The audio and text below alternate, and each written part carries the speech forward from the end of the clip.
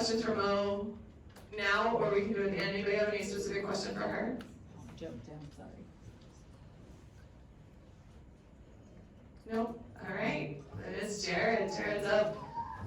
I have a lovely story about Jared as well. Jared worked at GSI, which is our chamber. I have a business, and I was Jared's first sign up into GSI about 4 years ago. And so that's how we met. And then through all of this, we have continued to be able to advocate together. So, Jared, Thank you. you're welcome. Thank you. Oh, yeah. So I'll sign in here. I did a little bit of a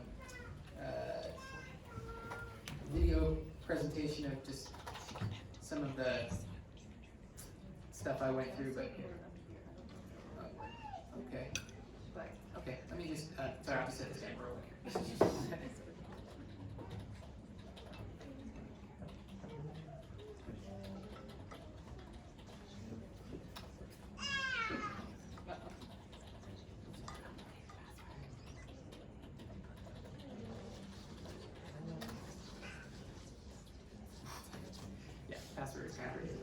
Okay, so in August, we'll just kind of start with kind of how this went down. But in August of 2018, my pinky fingers started to get a little bit tingly. I worked in an office. I was at a cubicle almost all day, so we kind of thought that it was carpal tunnel, or my wife was like, "You should go to a chiropractor. It's a pinched nerve." We kind of just let it ride. Over the weekend, I started to get more tingling sensations in my feet, and then by Monday, I wasn't actually able to pick myself up on my toes. And so to kind of go back to some of the hoof beats, what we were talking about earlier, hoof beats or horses versus zebras, I actually went to the Spokane Teaching Health Clinic. What's that? Do you want this to be played? It's okay, we'll pause it right now. So that's me on a ventilator. So we went to the Spokane Teaching Health Clinic, and they picked it out right away, and I kind of credit that to them being in school and thinking of zebras. And so they said, you have something called Guillain-Barré syndrome, and basically I got food poisoning from chicken. I'm not going to name drop the restaurant that gave it to me, but let's just say they serve Buffalo Wild Wings. And I got food poisoning, and then about 2 weeks later, my immune system started to attack the myelin that goes around your nerves. So your nerves have kind of like a copper wire has a coating that goes around it to insulate the wire. My immune system started attacking that insulation, so it wouldn't transmit signal down my leg. So it's ascending paralysis. Starts from your fingertips and your toes up, and just kind of creeps up your body. They were marking me off with a Sharpie at one point in the ICU, saying, okay, 6 o'clock, you're paralyzed up to your elbow. 6:30, now you're paralyzed up to your bicep. 7 o'clock up to your shoulders. Once it hit my torso, it kind of slowed down, and I was given a couple rounds of IVIG, a couple rounds of plasmapheresis to basically try and wash out the immunities in my blood and get me to stop attacking myself. But I had this video up, the presentation up, just because I wanted to pick out some of the struggles that I had when I was in the hospital. One of the things with being on a ventilator, eventually hit my diaphragm, and so I couldn't actually breathe on my own. And so it crept up. I was actually what they call locked in for a little while too. I couldn't blink, I couldn't communicate, I couldn't do anything. But one of the challenges of being on a ventilator is the ventilator tubes actually have condensation that builds up in them. So all this down here would build up with water, and then when they turn you, that water pours down into your lungs and you drown. So that was one of the struggles, that if your nurse doesn't know what's going on, the water can kind of drown you. So there's that pooling at the bottom there again. And it's hard, I can't blink, I can't communicate, I can't tell them, hey, you're about to lavage me with a bunch of water, please don't do that. And so, it was a struggle in that sense. This is where I was starting to get locked in. The next picture is basically, I'm either trying to open my eyes or close my eyes. I can't really tell there, but it had gotten to the point where I couldn't feel my scalp, and I was kind of locked in my own body there for a second. Once it hit my cranial nerves, it was actually messing with my autonomic nervous system as far as my temperature regulation. So my body was really, really cold, but my head was really hot. So that's a cold washcloth on my head, but my body was shivering. And then these towels, we used to use these towels to make sure that my hands stayed open so I wouldn't, get permanent damage in my hands. This is a tilt table, so they put you on this table and tilt you up to try and get some of the, I had pneumonia at one point and went septic. And then that's about as much as I could move my hand once I started to pop out of it. So it was, this pad right here that's in your thumb, I atrophied, I lost something like 50 pounds in the first couple of months that I was down. I was down for 153 days, something like that. And so everything atrophies so fast, and you lose muscle so fast that, that was about all I could do once I started to kind of pop out of it. I still have residual pain. I don't feel my feet very well. I have tingling. I picked this picture because this little button right here is actually how I would call the nurses. I couldn't move at all, and so I would hit the button with my head, and that would call them in. Well, if the nurses didn't put the button close enough to my head, or if it fell off, there were a number of nights where I just had to sit there and deal with whatever it was while I was going to track. Same thing here. This is actually me taking a drink for the first time in 100 and some odd days. Went with green tea, and that was one of the, when you're on nothing per oral or nothing per mouth, you really miss just having water or something. So things start to get progressively higher. I can take my hands up, do kind of a thumbs up at this point, but I had lost a lot of weight. Eventually went into I was in a wheelchair, and then kind of worked my way up from there to into a standing frame. So they kind of put something behind your butt here, and then put something to block your knees and make you stand up. And I get a little bit lightheaded here because it's basically like running a marathon when you're doing it, because you've been laying in bed for so long and everything's atrophying so fast that just standing up you get lightheaded and woozy just from standing up. What ended up working for me was, they gave me rounds of IVIG, which is what kind of the protocol for Guillain-Barré, but I had some strange variant of it where I actually have something called CIDP, which is chronic inflammatory demyelinating polyneuropathy. So it's a chronic variant of Guillain-Barré, and what ended up working for me was high-dose pulse steroids and Cytoxin, which is a chemotherapy drug. So basically they just nuked my immune system. They were trying to wipe out my immune system so it would stop attacking itself. These were some of the first steps I took back at Sacred Heart. I actually eventually went out to UW. They flew me out to University of Washington on Halloween. That was the whole joke, was because I couldn't blink. I was locked in, and so they had to tape my eyes shut one at a time to keep moisture on my eyes. And they eventually put an eye patch over one of the eyes, and so when they were moving me to UW, I told my wife, and make sure none of the nurses in my way by nodding my head and blinking, kind of doing this thing. Make sure none of the nurses make any pirate jokes today. I'm not really feeling it. So eventually got to the point where I could start to walk with a walker. I was actually at this event last year with a cane. This year I'm walking around standing. So anyways, actually went to UW. They gave me the high-dose pulse steroids and the chemotherapy, and then that kind of started to work. That was when I started to be able to kind of move my thumb a little bit. But some of the challenges with it were, not knowing how long I was going to be down, not knowing, why the IVIG and the plasmapheresis wasn't working. If I think Dr. Rada, I think she left, but she was talking. Oh, you're here. You were talking about how some people don't go into pediatrics because they don't want to deal with parents. Well, I'm 30 and my mom was there the whole time. So that doesn't really go away. They turn into mama bear really quick. And that was a big thing for me, was that my family was always there. I can't imagine somebody going through something like this alone. My wife was there with me, my aunts and my dad, and people came and checked on me and made sure I was there. But that was a real struggle. So there's my mom brushing my teeth with my aunt. So I didn't, sleeping. Had slept many nights in the hospital. I didn't include the picture where she tried to shave my face because it ended up terrible. But it actually, so the nose tube, when they put me on nothing per oral or whatever it was. That's my baby girl. She was 6 months old at the time.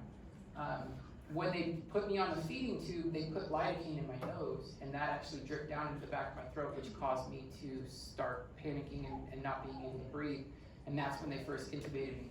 Another interesting thing about my unique system is that I don't respond to this normal amount of anesthetic. It takes a good amount of anesthetic to work on me. So the first time that they intubated me, I was paralyzed because they give you a paralytic, so you can't fight back or whatever, and then they give you an anesthetic. But I was paralyzed, but I wasn't asleep. So they intubated me and I felt the whole thing. I can tell you what the nurses were saying afterwards, cleaning up and everything else.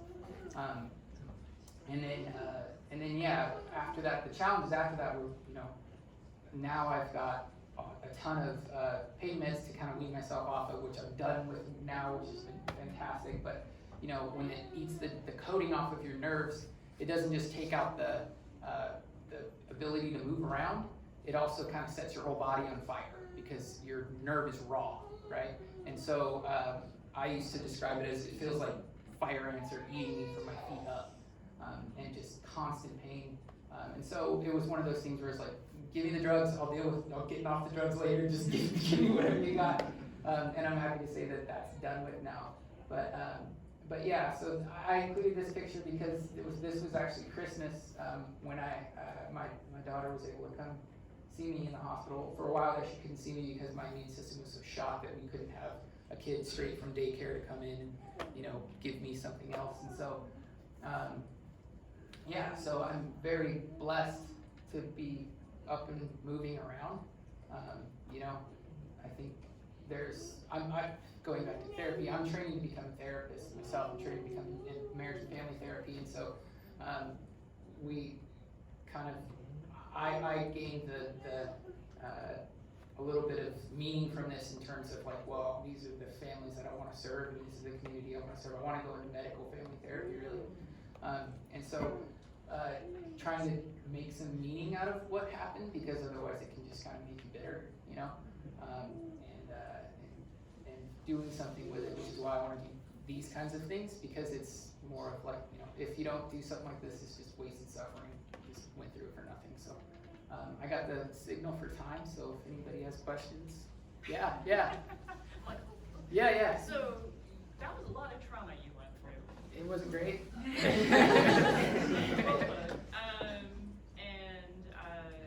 I'm a parent of kids who've gone through a lot of surgeries for cleft, and so I'm like, okay, so you kind of got around to the social emotional aspect of all of this. Yeah. That our kiddos do get so many procedures, and I know from being a parent and a panel member for kids with cleft, and just being like, okay, you guys get a ton of surgeries, and we often talk about, well, this is what the procedure will do for you, and so you're gonna want this procedure because it's gonna make this better. I think we really do neglect the social emotional aspects and don't think enough about that part. So I'm thrilled that you are bringing meaning into this. I don't know if any parents want to say, like, what are we doing for the social emotional element, and are folks aware of the trauma that's associated with this many procedures and challenges? Yeah, medical traumas, it's a big part of PTSD, right? Another side of PTSD that people don't often talk about is post-traumatic growth, right? And if they can actually make meaning from it. But one of the things that I ran across with my research, because now I'm going into the medical family therapy, I mean, I was doing family therapy before, but that's kind of what I wanted to specialize in specifically. Great, But, one of the things that I learned through my research is that it's actually harder on the parents. The parents are more prone to getting post-traumatic stress than the kid that's actually receiving the treatment. The criteria is lower, and they're just more prone to. So I'm kind of a systems thinker for that. I want to deal with the family system, and when I come to my work and everything. And so it's one of those things where it's like, I used to have the mantra when I was in the hospital, which is bear your cross and march uphill. Like, this is going to be tough. Get after it. And so, but I know it was hard on my mom. I know it was hard on my dad. My mom can't go into a Walmart now and hear a song without getting a flashback. You know, I honestly think it hit her worse than it hit me. So that's one thing that we don't really think about is like, yes, the people receiving the procedures oftentimes will get stress about it or post-traumatic stress about it, but also their families because they're going through it. So yeah. Yeah. I have a rare, treatable benign cancer, and my primary caregivers were my adult daughters, but they were pretty young. And I just know that this is an important component for my survival, for my mental health care, and a lot of the time that isn't addressed correctly. I had to leave for a clinic out of the area, and that was something important to me. But also, my three daughters that were my primary caregivers, all of them have problems with PTSD and anxiety or disorders that are a result of this process. And it's been important not just for them, but for my future survival, that they're healthy mentally and physically. And so I'm excited, and I'm is there anywhere to find out about people who are trained in that kind of thing? Medicalfamilytherapy.org will give you a list of therapists that are trained in systems theory that are specifically have experience in hospital settings with people who have diagnoses. Or we can just wait for Jared's line. Or you can just wait for me. It'll be about another year and a half till I'm licensed. So yeah, yeah, yeah. So I'm just curious, how long did you spend at Sacred Heart versus going to UW? And how was that transfer handled by your caregivers at Sacred Heart? Yeah, I was diagnosed August 27th. I left Sacred Heart on Halloween. Is the only reason I know. So I don't know what that time frame is, but and then I was at UW for like 18 days, and then I went back to Sacred Heart until January 31st. So kind of back and forth a little bit, and there was a time in the middle there where I spent out at a long-term advanced care hospital out in Idaho called NIASH.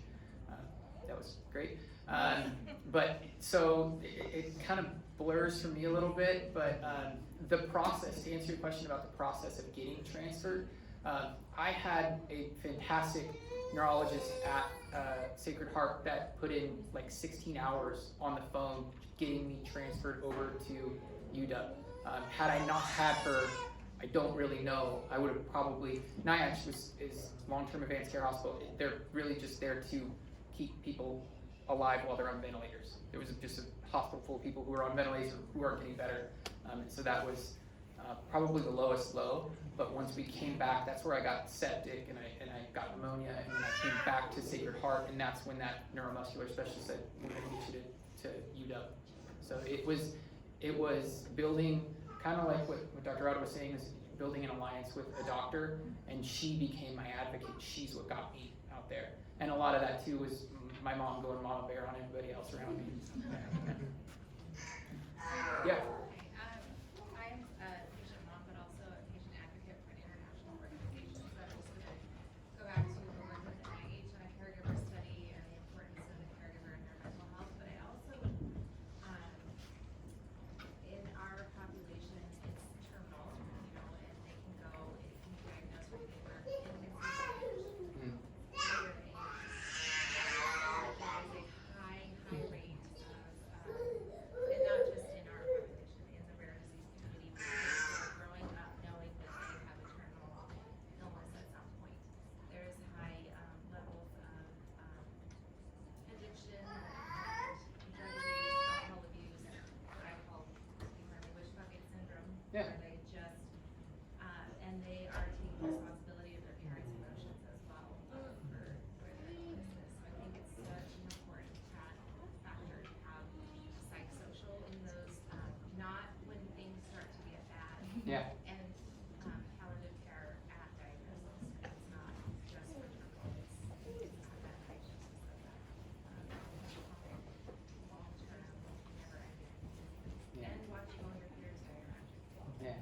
Yeah, one of the things I learned was, if you do all the things that a depressed person will do, you'll become depressed. When I got out of the hospital, I was at home.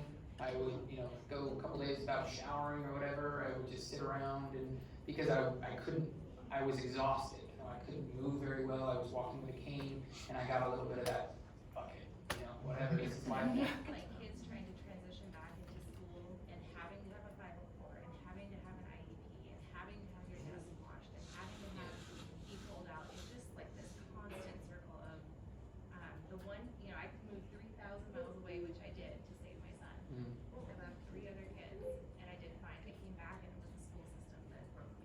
Mhm. So just those little intricate pieces that you don't think about of these kids' every single day lives. Like you said, just showering sometimes. Yeah. I'm sorry to hear. Oh, we're good. Yeah, in the back. Yeah, I have a question. I think in addition to the emotional stress that the families go through, the other part of it is the financial burden. Yeah.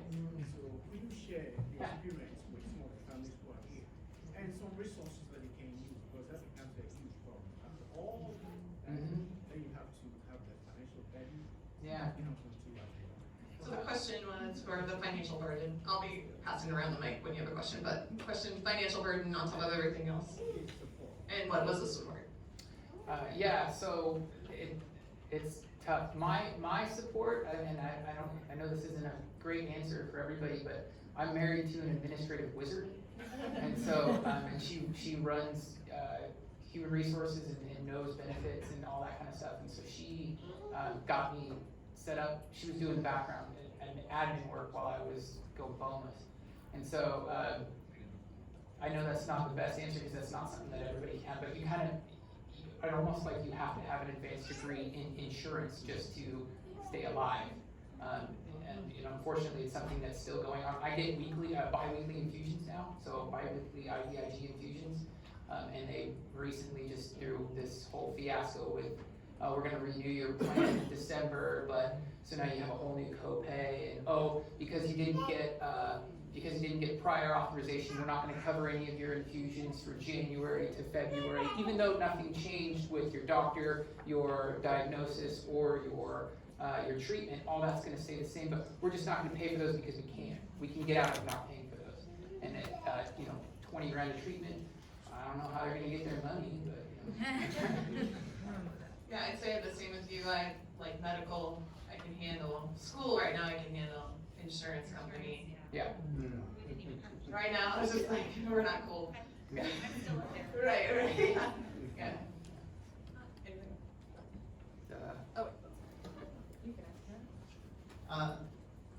Can you speak to, because our son also has a rare disease, and the importance of community around us, not only family, but friends, organizations, churches, how that helps, and how sometimes it hurts, because they don't know quite what to do, Yeah.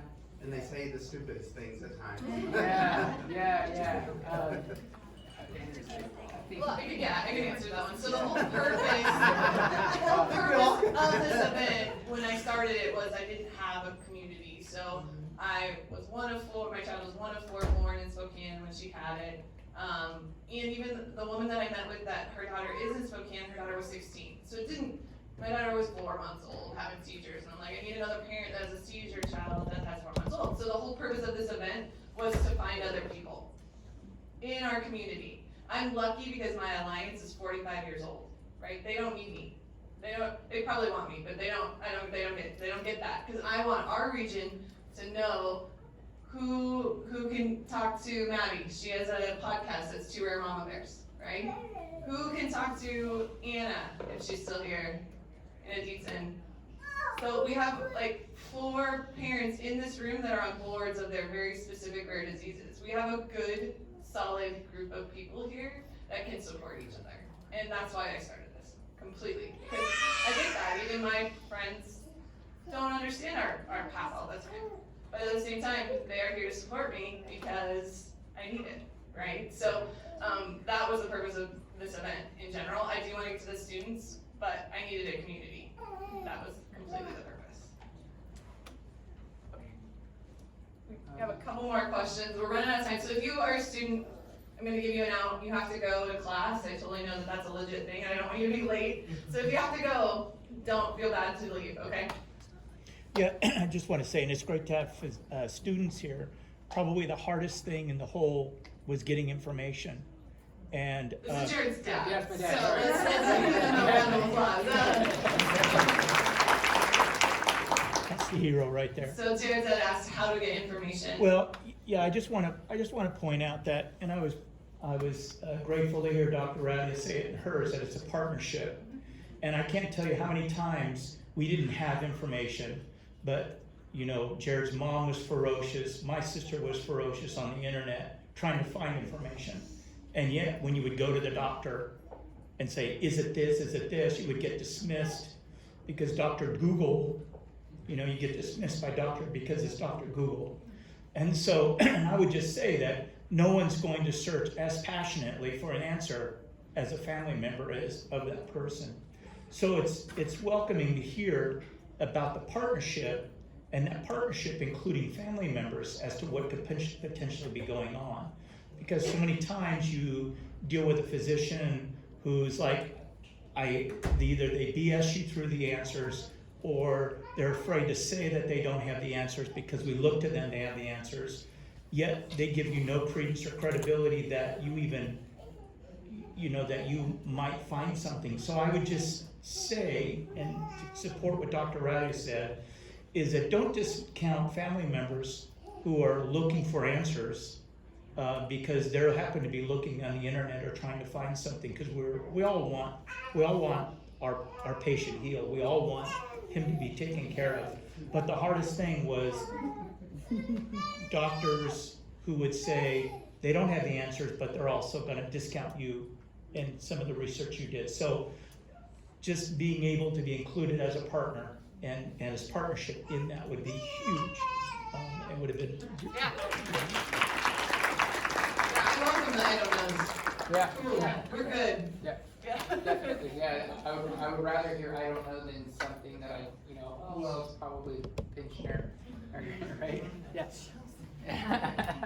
As far as use, I don't know where she went. Community, one of the things that I recently did, our youngest child has some medical stuff that has the entire medical community kind of baffling, like scratching their heads. And my family's like, well, what is that? How do we support you? You know, what is this? And what I did is I invited the people who I felt safest with onto actually a private Facebook page, and I started describing what things were and how it affects them and what that looks like. And hey, I don't even know that myself, but here's a link, and kind of went through that. And although they still don't know how to support enough, it was a way for me to educate them if they wanted to be educated. So, and I would refer them to groups that are also my support and say, hey, check this out, it might help you. So I also suggest doing that. And then really quick, because I'm gonna leave. Okay. I gotta get back to work. If parents, if you guys are struggling financially, because I know we've been there are resources out there, and I have a horrible quick recall memory. But there are resources out there. There's one here in Spokane, actually, you can apply for, like, I wanna say it was like 85 Elevations? I think it was elevations, yeah. You can apply for a grant through them. If you're at the hospital and you're like, oh my gosh, how am I gonna pay for this bill? Ask to talk to the social worker. I used to be a medical social worker. Ask to talk to them, because a lot of hospitals, especially if they're not for profit, will have resources for you. And even if you're like, oh my gosh, I make way too much money, you do the initial application, and then you do another one and say, here's a special letter, these are the circumstances, and they will give you financial aid. It just takes a little bit longer, so I want to encourage you guys in that way too, so. Yeah, thank you.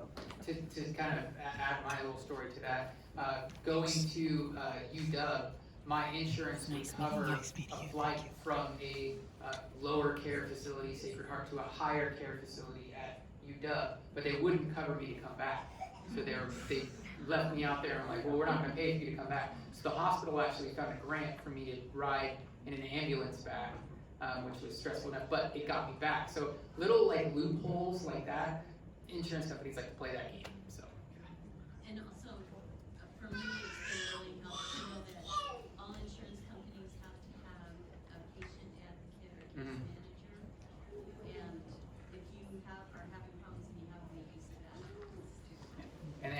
answer to the state insurance board. Yeah, so.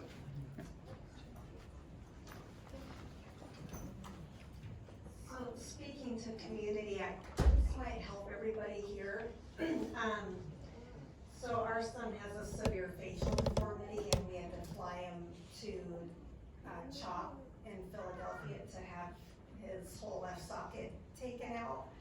And we knew flying back, the attention and the staring and comments that would happen because he's struggled with protrusion and a tumor since 4 months old. So my friend had the brilliant idea for me to make up cards. And so what we did was anyone who makes a comment, you know, they'll see my son in the store and say, oh, I hope you won that fight. What does the other guy look like? We whip out these cards. It says, hello, thank you for your concern. Our son has NF1. Your prayers and donations to NF are appreciated. And I just slipped this card quietly. It also spares my son from having to endure me talking about him, which he hates. I just slipped the card. Don't be sorry. Don't be sorry. So anyway, for students, physicians, parents, make these cards and just, and you don't have to explain verbally. Yeah.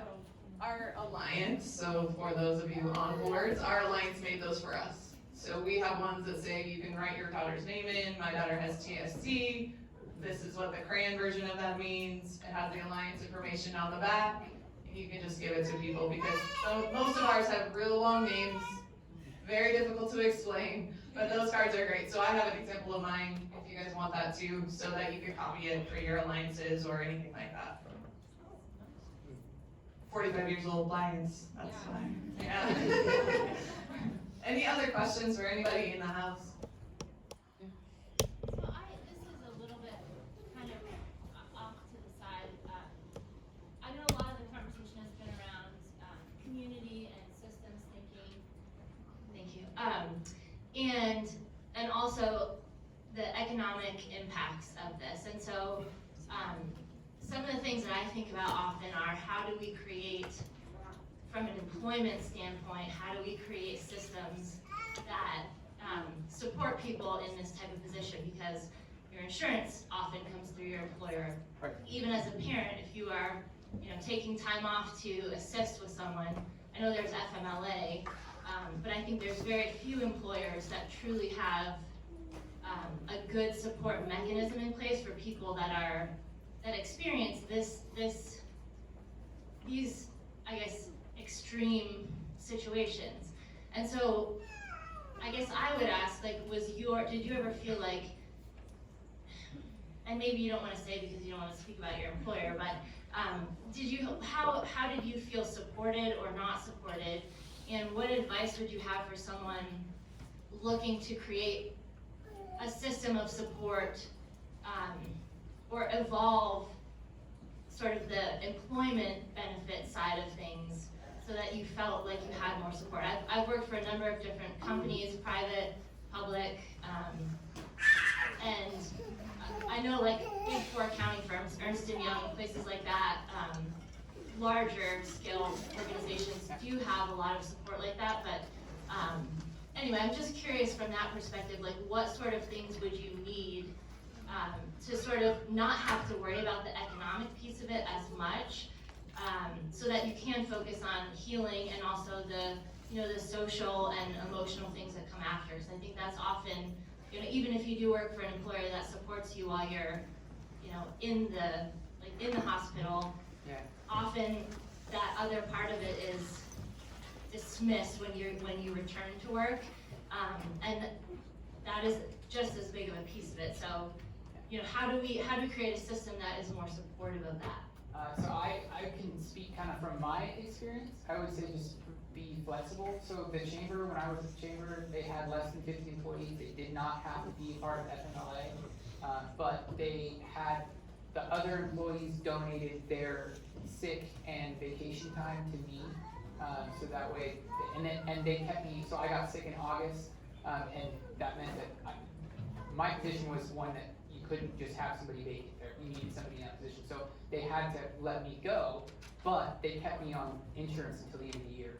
So just having some flexibility with the person that you're working with, I'm very grateful to GSI for what they did, with, you know, letting people donate their vacation time, and, I mean, even paying my daughter's premium, because my daughter was on my insurance, paying my daughter's premium until the end of the year.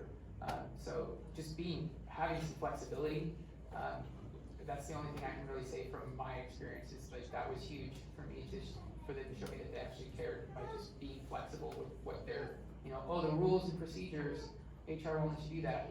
Well, be a little bit more flexible, you know, HR. My wife, I just had to poke fun at my wife a little bit. Sir. You don't have to take my question. I was just gonna say, like, people that can speak from experience, what kind of things would you suggest on the medical side when you have to give someone a diagnosis that their newborn has a congenital disease and help them, like, know that everything's gonna be okay, that even if there isn't a cure, that we can still manage things without them freaking out, without them feeling so isolated and lonely and hopeless? Like, what can we do to better that conversation and facilitate it so that it's not so devastating and traumatic? It's gonna be devastating and traumatic, so I would say not saying that it's gonna be okay is probably okay. Yep. I say just give them the diagnosis, they're gonna have to sit in it a bit, it's gonna be traumatic. There's no way around that part, and however much you think that you'll be able to kind of wrap around them, it's still gonna be hard. So I would just say, if you could just give them the diagnosis and some kind of path. I would say, yes. So for me, I was pregnant, and I went to the NICU, and I visited the NICU, and that broke me. I lost it. I'm pregnant. I'm like, what? What's gonna happen? And it was a baby heart doctor. Also really long name, sorry. And she's amazing. I see her now. Her kids go to my school. Our kids go to school together. And I see her now, and every time I see her, I go, thank you so much for talking to me in a very hard time, and it was a very hard conversation, but she didn't say anything about everything being okay. She said, this is what the path looks like. Be straight. Yep, be straight. This is what the path looks like. Even if it's not fun, it's not gonna be fun. There's not a lot of paths that are fun for our families, I believe. I do want to say, so I recently had that experience last year. We had a very medically complex boy, and got that same talk at the 20-week ultrasound. I will say that I was given only part of the diagnosis, so by my OB at the time, and I still don't understand why. The full diagnosis was available to him, and when I was referred to the MFM clinic only, I was given essentially the minimum report. So the minimum thing that you could give to get into the MFM clinic to go. Sorry, I've gotta go. Higher one. That worked. Thank you, everyone. Thanks, Jared. Yeah, so I mean, you gotta give them everything.